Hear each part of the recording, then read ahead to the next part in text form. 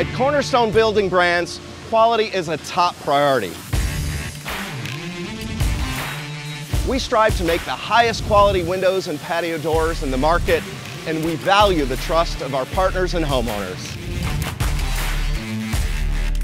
Over the past year, we've invested over $17 million in quality, and we were able to reduce our field failure rates to the lowest in company history.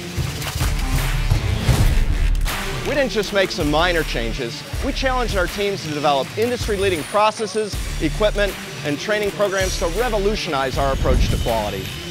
Even down to our ingredients, every phase of our production has been crafted to ensure the highest possible standards.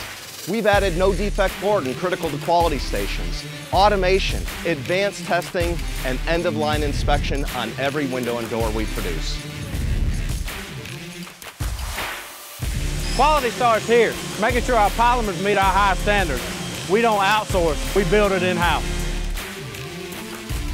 This is our automated Duralite line, 1 out of 15 of our critical to quality safety. Our Glass IQ scanner detects and flags unacceptable glass quality. I run our frame welding process. This is one of 25 no-defect forward stations on this line.